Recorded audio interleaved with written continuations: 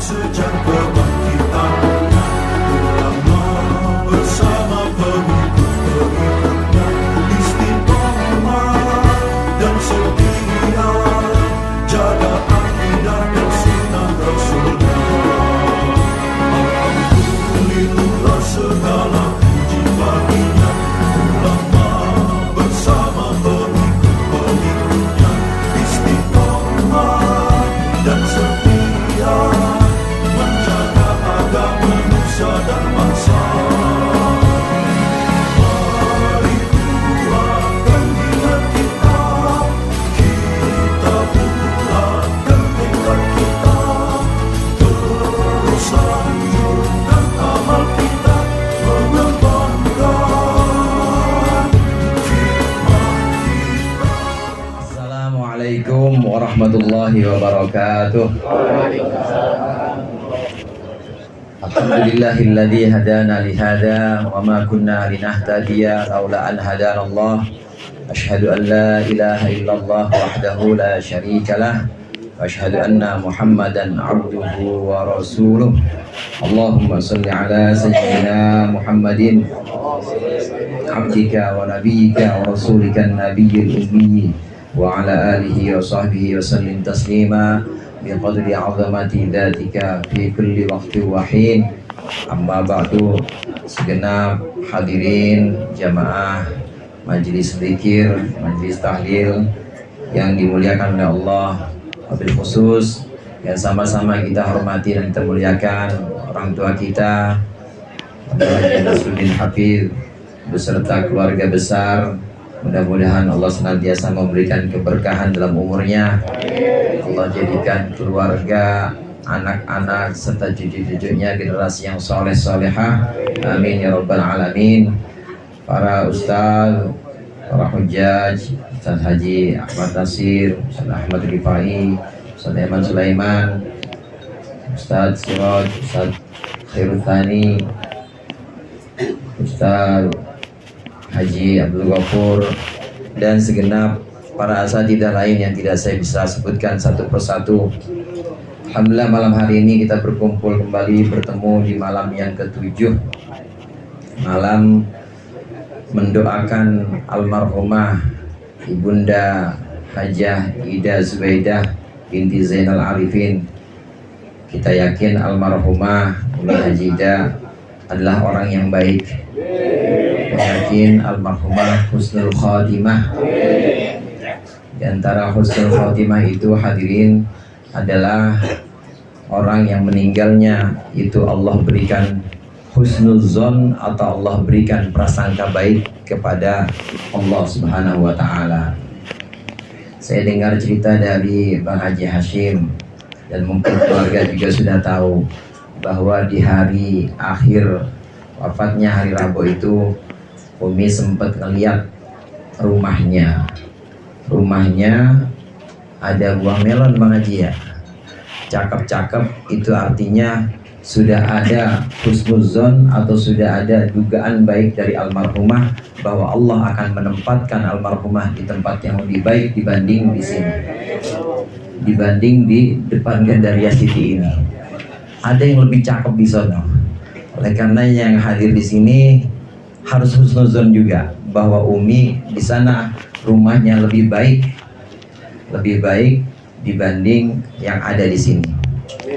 Di antara doa-doa yang kita sering dengar hadirin, doa untuk jenazah atau untuk mayit, Allahumma abdilhu zaujan khairan min zaujihi, itu dikatanya gitu. Itu kalau diartiin tuh, ya Allah, kalau yang mayitnya perempuan nih, kalau mayitnya perempuan doanya diantaranya Allahumma abdilhu zaujan khairan min zaujihi. Kalau yang perempuan, kalau yang laki-laki meninggal, maka itu nanti diantara doanya Allahumma abdillahu zaujatan khairan min zaujatiha. Ya Allah, berikanlah dia pasangan yang lebih baik dibanding pasangannya di dunia ini. Itu kalau suaminya tahu bisa ngamuk gitu. Lah emang gua ngapa? Katanya. Emang bertahun-tahun gue jadi suami kurang baik apa? Nah, tapi yang dimaksud dengan pasangan di sini tentu adalah orang-orang yang nanti menemani di alam barzakh. ada orang yang melayani almarhumah, ada orang yang menjadi teman ila yaumil qiyamah, sampai hari nanti, hari akhirat, hari akhir ketika dibangkitkan semuanya, maka akan ada yang menemani almarhumah sebagai teman baiknya nanti di alam kubur. Hadirin jamaah rahimakumullah, almarhumah Umi sudah husnuzon bahwa setelah mengucapkan kata-kata itu sudah melihat rumahnya lebih bagus. Ini berarti almarhumah sudah husnuzon pada Allah Subhanahu wa taala. Pesan Rasulullah sallallahu alaihi wasallam, la yamutanna ahadukum illa wa huwa yuhsinul dhanna billahi azza wa jal. Jangan sekali-kali seorang di antara kita mati kecuali kita sedang dalam prasangka baik kepada Allah, kecuali kita dalam husnuzon kepada Allah. Saya husnuzon kepada Allah, kita harus husnuzon kepada Allah. Husnuzon kepada Allah diantaranya hadirin, kita kalau ngelihat orang yang tua dibanding kita, yang lebih tua, umurnya misalnya pala 5, ya, ada yang pala 5 ya, 51, 52. Ini adalah orang-orang yang Allah karuniakan umur panjang dalam keadaan iman, dalam keadaan mukmin, maka di situ min jumlati man, termasuk golongan orang-orang yang khaffafallahu anhu dunubahu, termasuk orang yang Allah ringankan dosa-dosanya. Orang kalau sudah 50 tahun hadirin, itu pasti Allah ringankan dosanya. Dosa-dosa gede pasti udah nggak ada. Yang namanya pengen berantem sama tetangga 50 tahun buat apaan? Ya, misalnya pengen yang begajulan udah 50 tahun, tenaga udah nggak ada, pasti Allah ringankan. Ya paling-paling ya lihat karyawan pulang gitu ya, terus ada pegawai bank cakep gitu doang udah dosa ringan-ringan.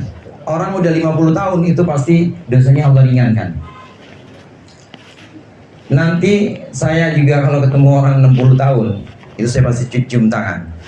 Karena saya husnuzon, kita wajib husnuzon bahwa Allah karuniakan umur 60 tahun kepada orang ini, kepada beliau ini karena termasuk orang-orang yang min jumlati man, termasuk orang-orang yang Allah berikan i'adah, Allah berikan kembali al-inabah, min jumlati man razaqallahu al-inabah ilaih. Kalau udah 60 tahun, mana yang pala 6 di sini? Bang Anggi berapa Bang Anggi? Pala 6. Pala 6. Bapak pala 6 ya? Yang udah pala 6 itu min jumlati man razaqahullahul inabah ilaih. Termasuk orang-orang yang Allah berikan pengen banget pulang pada Allah. Pasti udah nggak ada yang namanya pengen belanja shopping online COD udah nggak ada tuh ya. Apa masih begitu Bu? Masih begitu apa? Udah preindah udah berhentiin. Kalau udah 60 tahun itu biasanya sudah Allah berikan inabah atau kembali pada Allah. Kalaupun belanja pasti belanjanya buat bekal ibadah. Kalaupun masih demen keluar, pasti keluarnya keluar ngaji. Kalaupun masih demen keluar kota, misalnya ke Bogor, pasti itu ngaji ke Kiai Bahrum. Betul apa gitu Ustaz? Pasti itu keluar kota. Kalau udah pala 60 pasti bekalnya semua untuk kembali pada Allah. Nah Abi ini 70 tahun nih. Abi 70 tahun. Ini yang udah pala 7, Abi itu siapa lagi ya? Haji Tongat. Dicium tangan bendahara sih mah. Haji Tongat itu min jumlatiman, termasuk kelompok orang habbaballahul malaikah ilaih, atau dalam satu riwayat Rasulullah menyebutkan habbaballahu ahlas sama ilaih. Orang yang udah pala 7 umurnya ini adalah orang yang Allah buat malaikat sayang pada dia. Cium tangan makanya sama Abi, sama Haji Tongat. itu malaikat pada dekat sama beliau-beliau itu, pada sayang. Kita harus husnuzon seperti ini hadirin. Berhusnuzon kepada Allah bahwa usia kita sekarang 40, usia kita 50, masih Allah berikan iman, masih Allah berikan ketetapan Islam, dan insya Allah akan Allah jaga terus iman dan Islam kita. Kita husnuzon di fase manapun kita, di tempo yang manapun kita berada, maka itu adalah bagian dari sayangnya Allah kepada kita. Yang 40, yang pahala 4, yang 50, yang pahala 6, itu semua adalah bagian dari rahmat Allah pada kita. Karena orang mukmin itu hadirin semuanya pahala. Ini yang pertama, husnuzon terhadap usia. Lagi pula yang namanya usia itu yang namanya kematian, kalau disebutkan kafa bil mauti wa'idun, cukuplah yang namanya kematian itu sebagai mau'idhah, sebagai pengingat. Saya gak usah nasihatin sebenarnya. Ya udah ada kematian. Kita lihat kematian kadang-kadang ada yang baru banget lahir, baru seminggu lagi disiap-siapin, dibeliin popoknya, dibeliin balai barunya itu buat anak, tahu-tahu umurnya cuma 10 hari. Ada yang begitu. Ada yang nggak sakit apa-apa, cuma nyender doang, tahu-tahu meninggal. Nyendernya di truk lagi jalan, habis semua, meninggal akhirnya. Ada yang udah sakit bertahun-tahun tapi nggak meninggal, karena memang umur itu saudara, umur ajal itu memang rahasia Allah. Maka kita husnuzon di fase manapun, di tempo manapun kita berada, apakah pala 3, pala 2, maka kita harus husnuzon. Disitulah Allah memberikan rahmah, memberikan sayangnya kepada kita.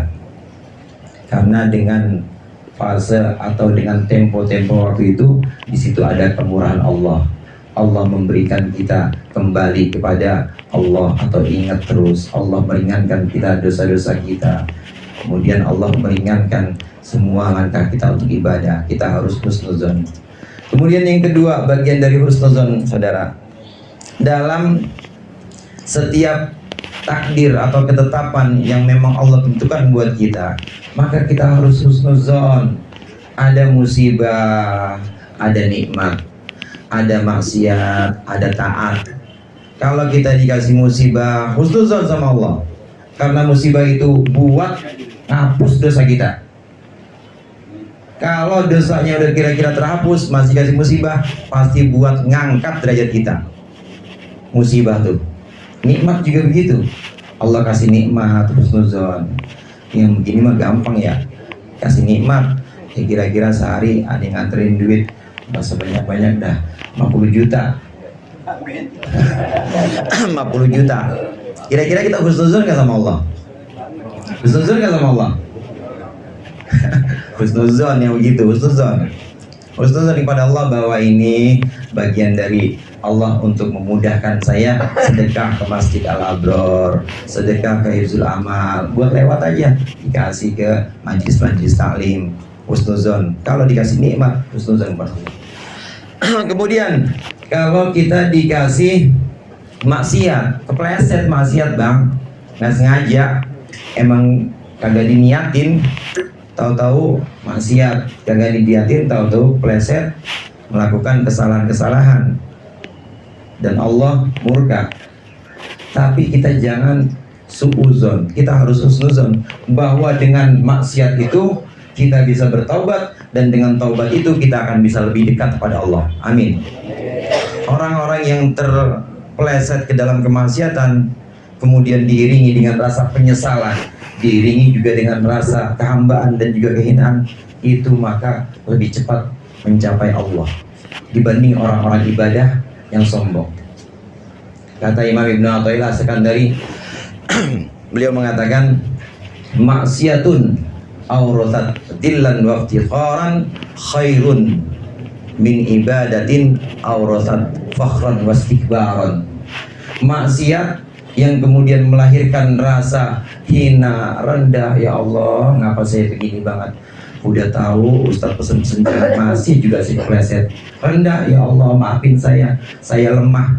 Ini lebih baik dibanding ibadah yang kemudian mendatangkan ujub atau kesombongan. Ibadah qobliyah ba'diyah nggak pernah putus, sampai subuh ada ba'diyahnya coba. Ba'diyah, terus asar qobliyahnya nggak pernah putus. Tapi muncul kesombongan di situ. Di sini mah yang qobliyah ba'diyah gua doang, yang asar ada ba'diyahnya. Di sini mah yang sedekah nggak ada yang kayak gua. Pokoknya yang paling cakep 100.000, yang paling cakep gua masukin. Cuma gua doang yang gitu. Itu ada bisikan begitu saudara dalam hati. Itu namanya ujub. Lebih baik mana orang ini dibanding orang yang pertama tadi? Orang yang maksiat tapi menghadap kepada Allah dengan rendah, menghadap kepada Allah dengan kehinaan, menghadap kepada Allah dengan lemah. Maka lebih baik yang pertama.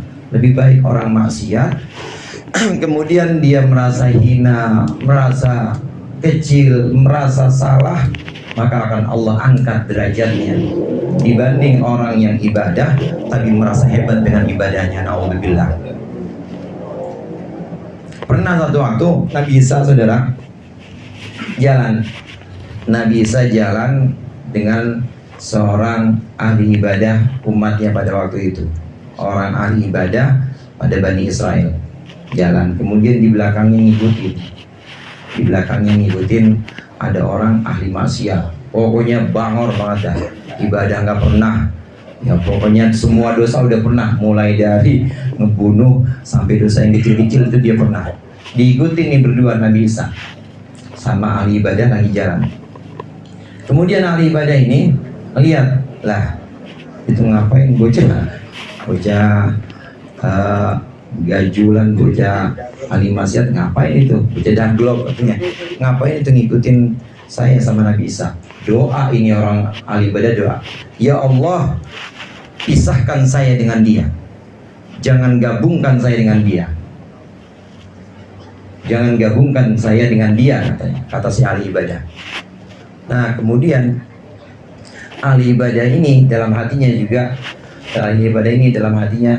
juga berharap pada Allah, ya Allah saya pengen engkau menerima saya, taubat saya pengen dekat kepada nabimu Nabi Isa ya Allah.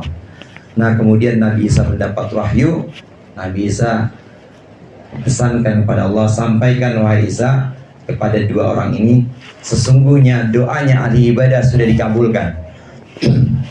Doanya ahli ibadah sudah dikabulkan, bahwa sesungguhnya dia sudah dipisahkan dari orang ahli maksiat itu. Orang ahli maksiat yang tadi merasa rendah, Allah naikkan posisinya, dan si ahli ibadah Allah jatuhkan. Pisah benar-benar itu antara ahli ibadah dengan ahli maksiat, lantaran yang ibadahnya ujub, yang maksiatnya ini merasa hina. Jamaah rahimakumullah. Lalu bagaimana kalau kita ibadah? Bagaimana kalau kita diberikan kesempatan buat taat? Bisa tahlilan 1-7 nggak pernah absen, bisa kita jamaah 40 hari 40 malam terus, bisa kita sedekah. Bagaimana kalau kita mendapatkan takdir ini sebagai orang baik? Maka kita harus buru-buru memandang bahwa itu adalah pemberian Allah. At-tabarri minal hauli wal quwwah. Kita harus merasa bahwa la haula wala quwwata illa billah. Nggak boleh kayak ahli ibadah tadi, nggak boleh terus gua mah yang paling sholat, gua nggak boleh. Kita harus buru-buru, yang bisa sholat bukan saya tapi Allah nuntun saya, yang bisa sedekah bukan saya tapi Allah yang nuntun hati saya buat sedekah, yang bisa istiqomah taklil bukan saya, istiqomah taklil bukan saya tapi Allah yang nuntun langkah saya untuk bisa istiqomah. Ini namanya syuhudul minnah, ini namanya at-tabarri minal hauli wal quwwah. Kita bebas, kita membebaskan diri dari perasaan bisa. Orang Jawa bilang ojo rumongso bisa, ning bisa rumongso. Ngerti apa rason? Jangan ngerasa bisa, tapi jangan ngerasa pandai, tapi pandai-pandailah merasa. Maksudnya pandai-pandailah merasa bahwa merasa kita tidak mampu, merasa kita dibimbing Allah. Ini adalah tiga keadaan di mana kita harus kembalikan semua kepada Allah. Ada musibah, husnuzon. Ada maksiat, husnuzon. Ada taat, husnuzon. Ada nikmat, kita husnuzon. Yang terakhir hadirin, janganlah kita meninggal kecuali kita dalam keadaan husnuzon kepada Allah di akhir hayat kita. Husnuzon ini akan terbawa sampai nanti di akhirat. Akan terbawa. Imam Al-Baihaqi meriwayatkan satu hadis, ini hadis Abu Hurairah, bahwasanya Rasulullah pernah bersabda, sesungguhnya seorang laki-laki ini kemudian dituntun oleh malaikat ke neraka, disuruh ke neraka sampai ada di pinggir neraka, saudara. Tsummal tafata, kemudian laki-laki itu belok lagi, melengos lagi atau berpaling lagi. Dia jalan dari sana daripada masa sampai sini nih Pak, sampai sini udah di pinggir neraka, tapi dia balik lagi ya, balik lagi, suruh masuk dia balik lagi. ditanya sama orang ini, ditanya kepada orang ini oleh malaikat, kenapa nggak masuk? Ama ana wallahi uhsinudzun nabillah, saya ini demi Allah, saya husnuzun sama Allah, kayaknya Allah nggak mungkin masukin saya neraka dah. Nah di situ kemudian Allah bilang kepada malaikatnya, rudduhu fa inni inda dzunni abdi bi, katanya, balikin itu orang itu, balikin lagi, jangan di pinggir neraka, balikin ke tempatnya, karena sesungguhnya aku inda dzunni abdi bi, sesungguhnya aku sesuai dengan zon, sesuai dengan prasangka hambaku. Gara-gara dia menduga, gara-gara dia menyangka bahwa Allah itu akan masukkan dia ke surga, padahal catatannya di neraka, maka Allah perintahkan malaikat balikin ke surga, karena sesungguhnya aku tergantung prasangka hambaku kepadaku. Oleh karenanya banyak syair-syair atau banyak puisi-puisi, munajat-munajat yang disampaikan oleh imam-imam terdahulu, oleh ulama-ulama, yang isinya itu husnuzon pada Allah gitu. Saya batuk dikodein kagak ada yang nggak paham apa ya? Kagak, sebentar lagi. La'alla rahmata rabbi hina yaghsimuha tati ala hasabil isyani bil qisami. Itu Mustafa waghfir lana ma madha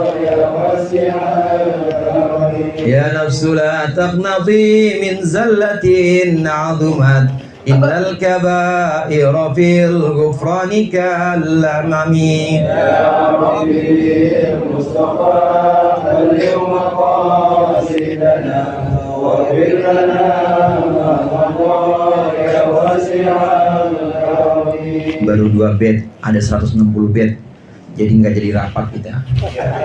Hampir subuh. Ya nafsu la taqnati min zallatin 'azumat, wahai diri, wahai jiwa yang berdosa, janganlah berputus asa dari kesalahan-kesalahan meskipun besar. Innal kaba'ira fil ghufrani kallamami, sesungguhnya dosa besar di lautan, di samudra pengampunan Allah itu seperti buih. Allah punya pengampunan menyamudra, Allah punya pengampunan seperti lautan. Dosa-dosa makhluk itu hanya ibarat busa atau buih-buih ombak, bakal hilang dan bakal habis di bawah, atau dimakan atau dibinasakan, dihapuskan oleh magfirahnya Allah yang menyamudra itu. La'alla rahmata rabbi hina yaksimuha, oh mudah-mudahan rahmat Allah, mudah-mudahan kasih sayang Allah ketika Allah bagikan ini akan datang ta'ti ala hasabil isyani bil kisami, akan datang sesuai dengan banyaknya maksiat. Yang dosanya dikit, yang maksiatnya dikit misalnya, atau dosanya dikit, kayak Ustadz Siraj, kayak Ustadz Sani, itu maksiatnya kan dikit, dosanya dikit, rahmatnya dikit aja ntar. Tapi yang dosanya banyak kayak saya, yang dosanya banyak kayak orang begajulan, nanti dapat rahmatnya banyakan. Itu kata Imam Busiri itu. Enak gak tuh begitu? Enak. Pokoknya yang ustadz-ustadz, yang kiai-kiai, rahmatnya mah dikit aja. Orang ibadah mulu, ngaji tiap hari, tahajud nggak pernah lewat, duha 8 rakaat tiap hari itu, maka dapat rahmatnya dikit aja. Tapi yang kira-kira dosanya banyak kayak saya, mudah-mudahan rahmatnya banyakkan dari Allah. Ini bagian dari husnuzon. Maka sabda Rasulullah, janganlah kita mati kecuali dalam keadaan husnuzon kepada Allah Subhanahu wa ta'ala. Mudah-mudahan Allah wafatkan kita juga dengan husnul khotimah. Allah wafatkan kita dalam keadaan kita berhusnuzon kepada Allah, berbaik sangka kepada Allah dalam seluruh qada dan qadarnya Allah. Mudah-mudahan bermanfaat. Lebih kurang yang saya mohon maaf. Wallahul muwaffiq ila aqwamit thoriq. Assalamualaikum warahmatullahi wabarakatuh.